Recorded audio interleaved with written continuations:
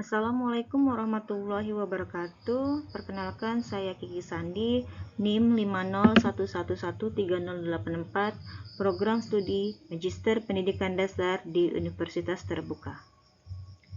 Pada kesempatan kali ini, saya akan berbagi analisis mengenai sistem pembelajaran di sekolah dasar, khususnya terkait model pembelajaran terpadu, bagaimana pembelajaran tematik terpadu saya jalankan di kelas, serta perbedaan antara kurikulum 2013 dan kurikulum Merdeka.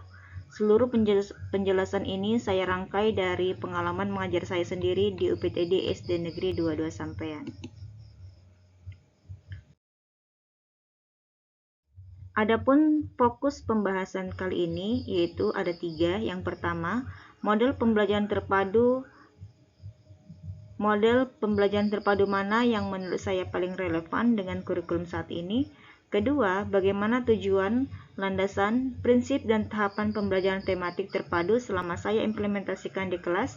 Dan yang ketiga, perbedaan antara kurikulum 2013 yang bersifat tematik terpadu dengan kurikulum Merdeka dan bagaimana penerapannya di sekolah saya.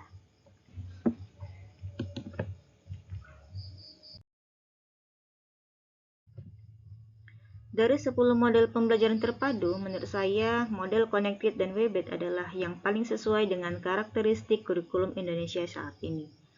Model Connected memudahkan guru menghubungkan antar konsep-konsep materi secara alami, sementara model Webed memberi ruang luas untuk membangun tema sebagai pengikat beberapa mata pelajaran sekaligus. Kedua model ini selaras dengan pembelajaran tematik pada kurikulum 13 dan tetap relevan pada kurikulum Merdeka yang menekankan fleksibilitas dan keterhubungan antar kompetensi.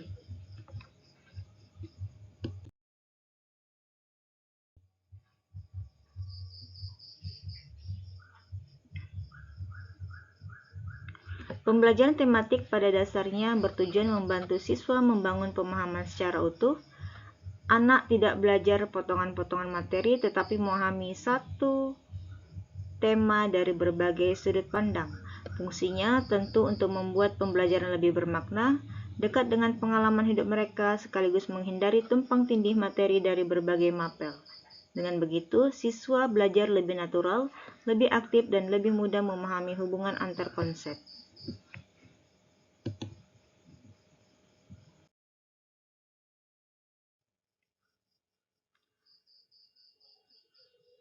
Pembelajaran tematik punya landasan yang kuat. Dari sisi psikologis ini cocok dengan karakteristik siswa SD yang masih berpikir secara holistik. Secara filosofis, pendekatan ini sejalan dengan progresisme dan humanisme yang menekankan pengalaman nyata dan perkembangan individu. Sementara secara regulatif juga didukung oleh berbagai Permendikbud yang menjadi dasar pelaksanaan pembelajaran di SD.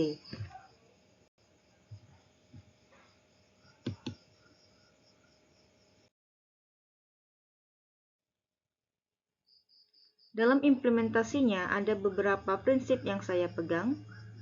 Pembelajaran harus holistik, bermakna, serta memberi ruang bagi keaktifan siswa. Tema juga harus fokus, tidak terlalu luas, dan benar-benar mampu menghubungkan kompetensi antar mapel. Selain itu, saya selalu menggunakan asesmen berkelanjutan, baik observasi, penilaian proses, maupun refleksi siswa, supaya perkembangan belajar dapat dipantau secara lebih akurat.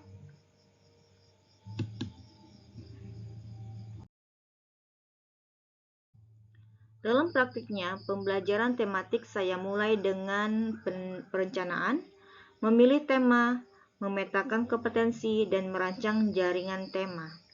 Saat pelaksanaan, saya lebih banyak menggunakan model-model aktif seperti PJBL, problem-based learning, atau diskusi kelompok.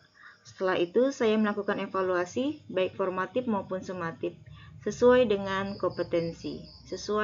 kebutuhan kompetensi. Pola ini membuat pembelajaran terasa lebih hidup dan tidak kaku.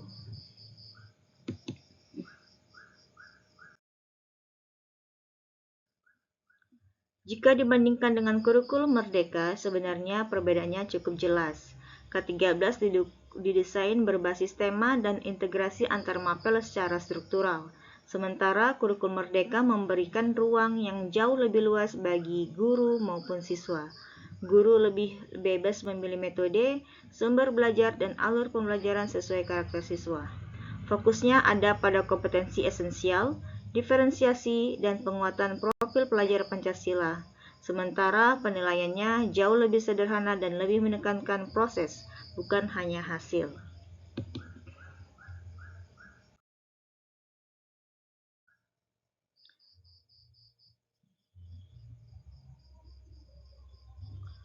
Di UPTD SD Negeri 2 Sampean, kami mulai mengadopsi banyak unsur dari kurikulum Merdeka.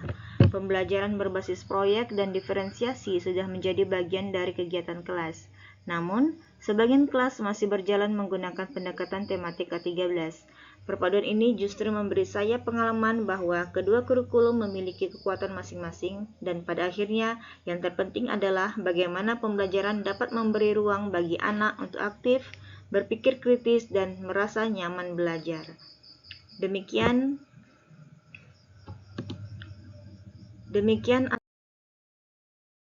analisis yang bisa saya sampaikan. Saya berharap dari paparan singkat ini dapat memberikan gambaran bagaimana model pembelajaran terpadu dan kurikulum nasional diimplementasikan dalam konteks nyata di sekolah dasar.